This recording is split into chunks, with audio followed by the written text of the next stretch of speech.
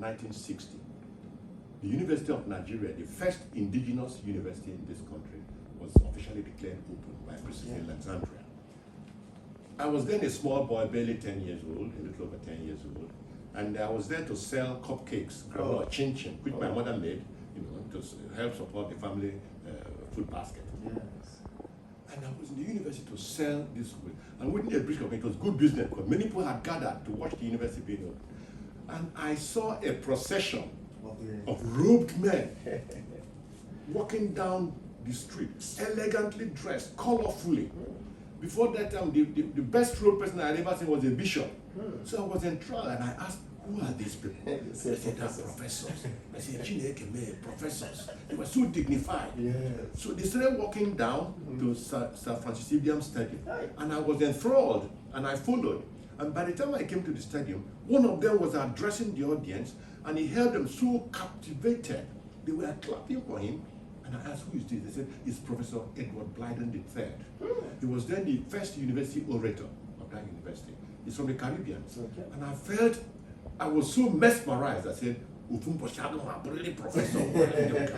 So that's what motivated me. Yes. And so in October 1990, when I became a professor, I felt fulfilled. Yes, this Yes. and that's why you even remember the day. That's why I remember it's so obvious in my mind. Now, okay, but look, what I want to ask is, all these years of your educational career, reaching the professor, was it just so rosy, or do you have any challenges? I had challenges. I had challenges. Now, one of the five of us, and we make a good punch, and they're all doing very, very well. My first son is Emeka Iloeje. He's a computer engineer. He's the general manager with the National Regulatory Commission in Abuja. My second son is Nnamdi. He's a medical doctor from Port Harcourt. He's also married, a medical doctor. He has 3 children. He's married, Yes. And they have a grandson. My fourth son is getting 6 A's in school set. A1. What happened? After the war, I couldn't focus. My head was still spinning with the sights and sounds and smells of warfare. I couldn't focus. I was discouraged. I was going through a lot of problems. Later on, I could diagnose my problem as what is called post-traumatic stress syndrome. But in 1967, I did my year 1 there, and just as we were finishing first year exams, the war broke out in July 1967. And so instead of going on the normal long vacation, I found myself joining the rest of my contemporaries into the battlefields of war. And so I was just barely 18 when the war broke out. So I found myself in the Biafran army. And the best thing I ever did in the Biafran army is that I wasn't killed. I survived. But I also managed to serve as a lieutenant in the Biafran. You can see somebody who 3 years ago stood at the precipice of almost flunking out of the university because of bad grades, turned himself around to now become the brightest that the university was able to recall me and see the excellence in my academic and intellectual capacity. Okay. That's an obstacle. Yeah. Thank you. What we are looking at now, your career in photo. And then when you joined photo, did you attend to other, maybe go to any other educational studies outside the country? Yes, I did. Now, again, part of what has propelled me is my understanding of my capabilities. One day I got into an argument at the University of Ibadan with a visiting scholar about the merit of American universities versus British universities. And the result of that argument, and I told him the best university in UK is Oxford University and Cambridge. And I came back and said, okay, I have benefited from the best university in Nigeria, which is University of Nigeria, to benefit from the best of British universities. And I went to Oxford. Oh yes. And which year? I went to Oxford in 1985. I was in Oxford when Babangida's school was announced. So I went to Oxford for a brief postdoctoral. And I came out saying, yes, I have tasted the best. Now, my career in photo, I joined photo as a lecturer 1, and I proceeded to be a senior lecturer, a reader, and professor and the head of the department. I also had opportunities at various stages to pick up experience, both teaching, research, and administration. Which of the department? I was in the Department of Animal Science. I was the founding staff in the Department of Animal Science in the Faculty of Agriculture. I was the second founding, we were two of them that started the Faculty of Agriculture in Futo. Professor Iloeje was my dear boss, and after myself. Now, I went through all the rungs of the ladder in university career.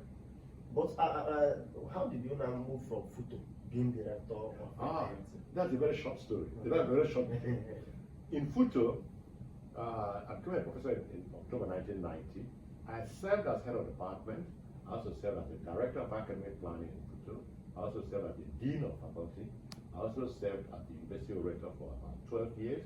And I was also a deputy vice chancellor for 2 tenures. After the deputy vice chancellorship, I made a bid to become the vice chancellor of Futo, but I didn't get it for reasons I don't want to get into here now, because they're not really material enough. But my son, Iken, my fourth son, who felt that I was probably cheated out of the vice chancellor, told me that when it's your turn, God will turn to you.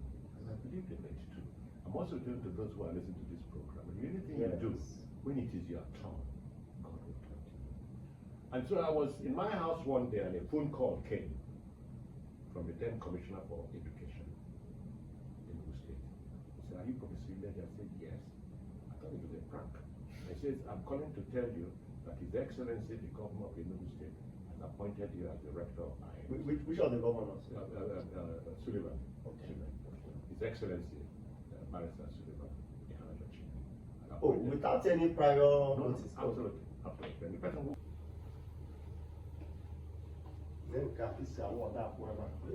this award for thank you. This is an award from my university, Cornell University.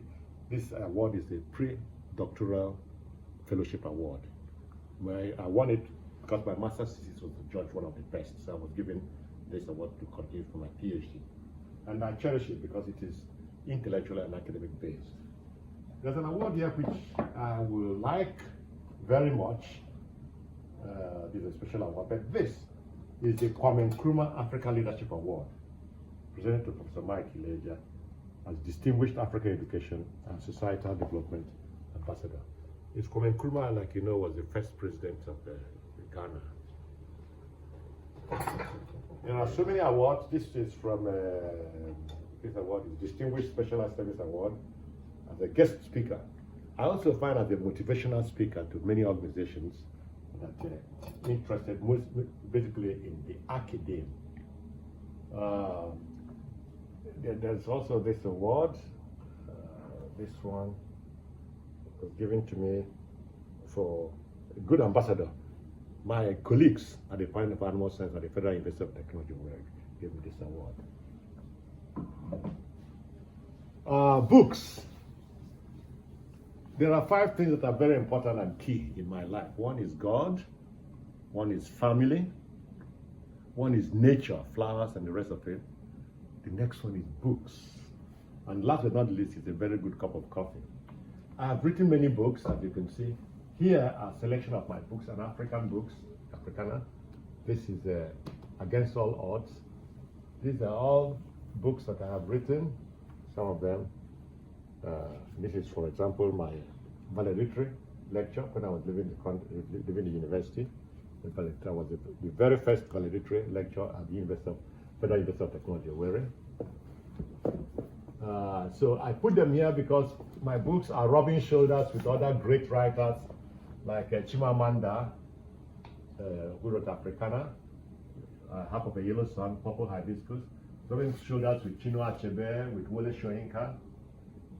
These are also my books, A Banner Without Stain, and also this, Rape, My Beloved Country.